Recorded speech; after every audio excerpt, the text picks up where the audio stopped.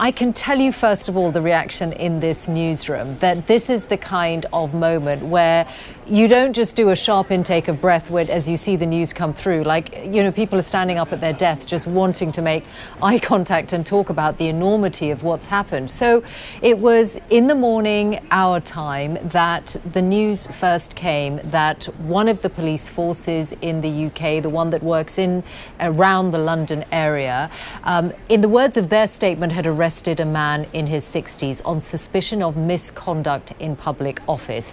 It was soon apparent that this man was the former Prince Andrew.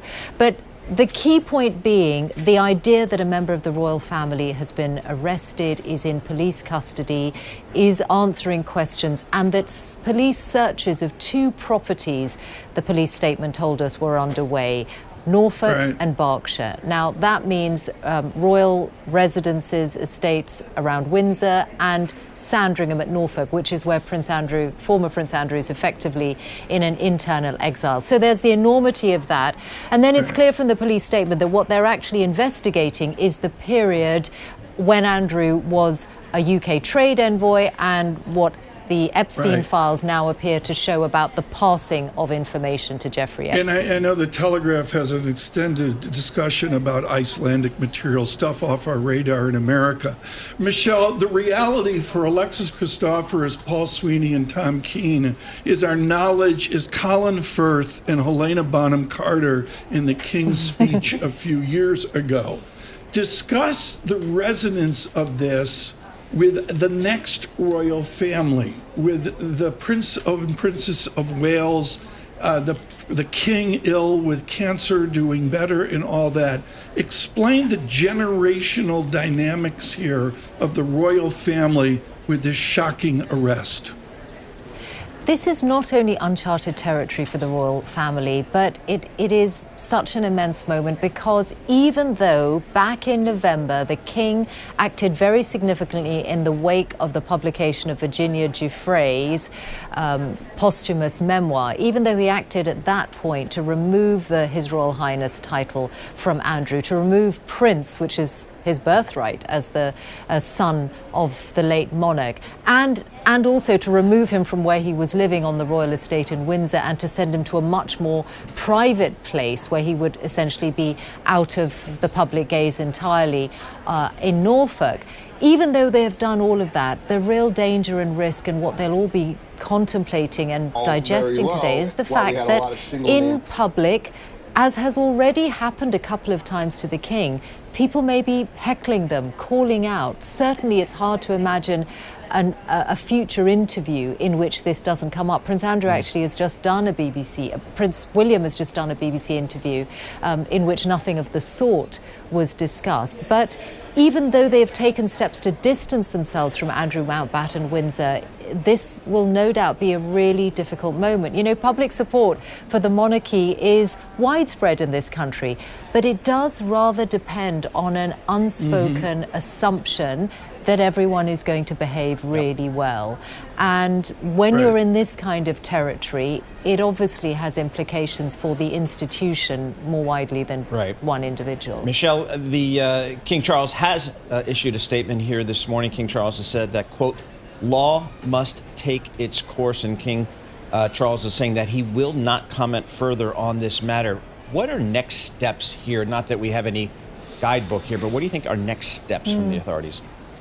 Well, and interesting, the King had already indicated that if this did become a police matter, that he would do nothing to stand in the way of an indication. So the statement follows on from that tone that was set earlier. I think it's worth reminding ourselves what this investigation is about, the kind of role that the former Prince Andrew had as a UK trade envoy, the idea that as you try and fly the flag for British business around the world, that you have a prince, as he was then, as a calling card with pulling power to get foreign businessmen into the room when he went on a foreign trip. That was essentially the job he did. And it was... There were questions in the media. He got the nickname at that time, Air Miles Andy, because people weren't sure quite the value to the taxpayer that was being delivered by him flying around the world in that way.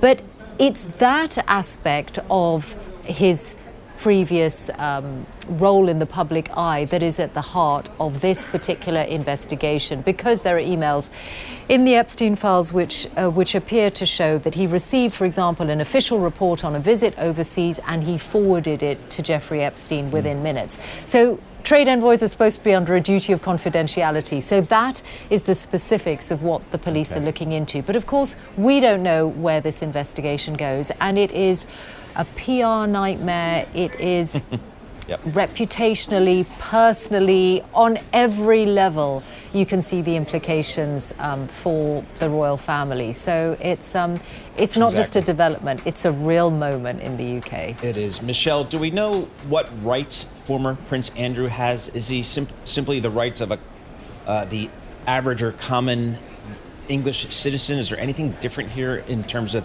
the type of treatment he'll receive? Do we know anything?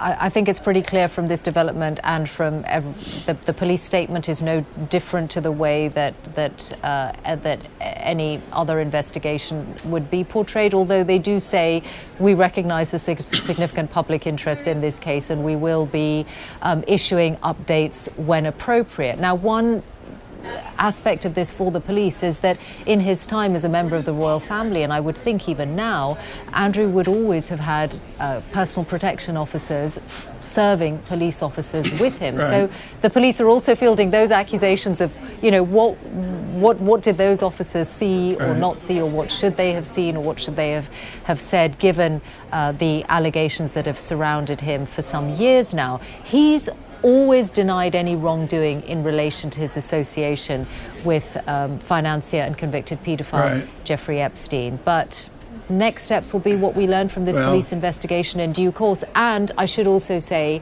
that he is entitled to a fair trial, if that is what it comes to. I'm going to stress there are no charges at this point. This is a police investigation. But everyone will also be conscious of those rights. Mishal, one final question to get onto your busy day. Across America this morning, in our London offices, Mishal Husain joins us here on the arrest of the former Prince Andrew. I went, and Mishal, you know this encyclopedic, I have to use artificial intelligence. And I typed in, what does Prince William's 2026 look like?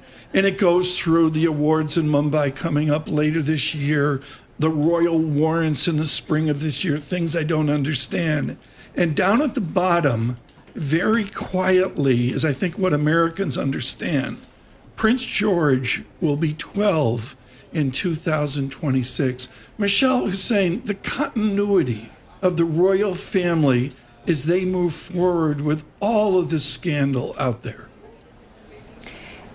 You know, one thing that they will be thinking that was the right thing to do before this moment, and I guess in the context they will be proud of at this moment, is the fact that his titles, his position as the Duke of York, all of that was removed back in November.